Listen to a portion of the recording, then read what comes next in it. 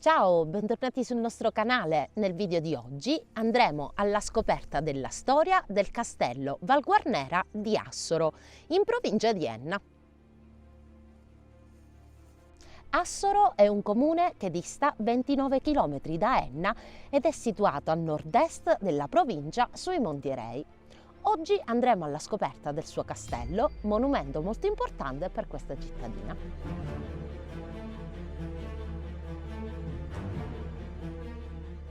Del castello di Assoro restano pochi ma significativi ruderi. Il sito su cui sorge il maniero era già stato in precedenza fortificato sin dall'epoca bizantina e in seguito araba. Nel 939 d.C. Assoro fu espugnata da una gualdana araba capitanata dal capo Khalil, che una volta che conquistò il sito molto probabilmente ricostruì il castello modificando le muraglie.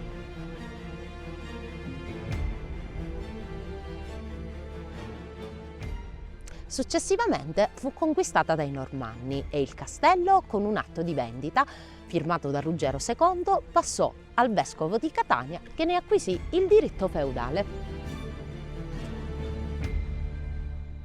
Verso la prima metà del 1200 il maniero fu modificato. L'architetto fu lo stesso del castello Ursino di Catania.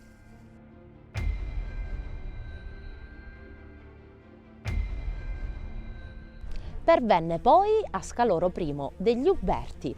Durante la lunga guerra delle fazioni gli fu confiscata per la prima volta nel 1340, anno in cui venne affidata al duca Giovanni di Randazzo, fedele al partito catalano.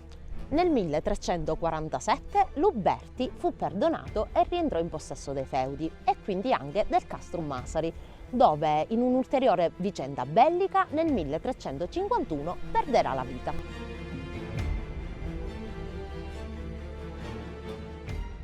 La planimetria del castello segue la linea trapezoidale irregolare del suolo roccioso. Era un complesso fortificato di edifici di forma quadrangolare difeso da 4 torri, di cui ne rimane una soltanto. Il torrione di difesa, avanzato in direzione di ponente, possiede la caratteristica di essere interamente pieno e a pianta circolare. Munito sino a pochi anni addietro di beccatelli in pietra, è un esempio in Sicilia di torri chiamate torri albarrane, che sono diffuse principalmente nei castelli medievali spagnoli. Del castello rimangono anche un tratto di mura che guardano verso valle e si caratterizzano per la presenza di aperture, come un ambiente sotterraneo munito di scale elicoidali e altri ambienti sotterranei scavati nella roccia stessa con volte a crociere, molto probabilmente utilizzati come magazzini, anche a giudicare delle canalette di scolo delle acque ricavate sul fondo degli stessi.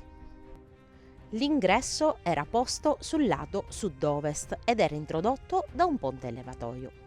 I fori rimasti nella parte interna dimostrano la presenza di solai lignei. Nelle rocce adeguatamente scolpite per dar agio alle murature si nota nel muro sud-occidentale una particolarità veramente interessante, scoperta dall'illustre archeologo Paolo Orsi.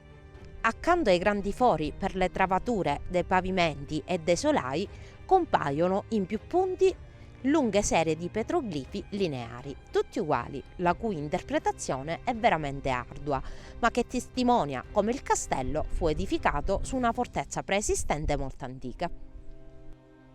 Il castello assunse notevole importanza, non solo come punto di controllo di un vastissimo feudo, infatti Assoro tuttora possiede un vasto territorio,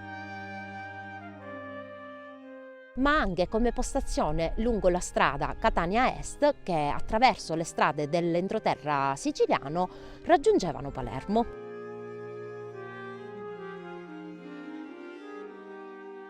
Il castello di Assoro fu abitato da molti signori che governavano la città. Nel 1364 Federico IV lo concesse a Matteo d'Aragona, un parente della famiglia reale catalana che però morì senza eredi. Nel 1366 il castello pervenne ad Antonio Moncada, che lo detenne fino al 1397. durante il periodo più buio della guerra delle fazioni.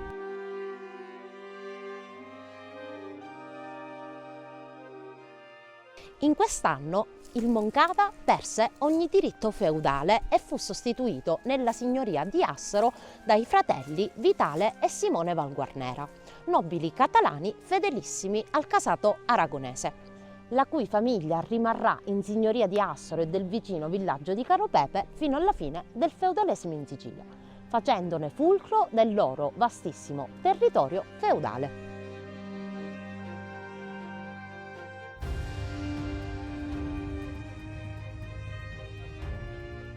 Da qui il nome di Castello Valguarnera, che fu abbandonato già dalla prima metà dell'era moderna e che fu dato ai cittadini come cava che ne deturparono l'andamento, sino a renderne quasi riconoscibile gli apparati.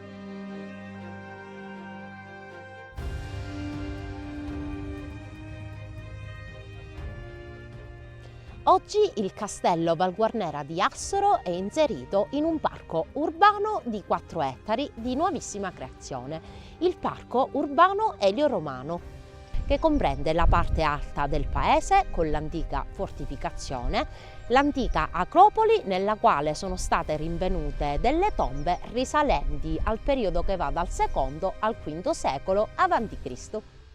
Il nostro video è giunto al termine. Mi raccomando, non esitate a venire a visitare il Castello di Assoro, dove da questa primavera e per tutta l'estate verranno organizzate delle giornate a tema medievale. Vi aspettiamo!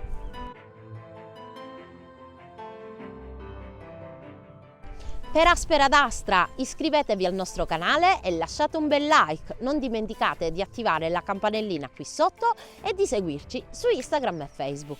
Ci vediamo al prossimo video, ciao!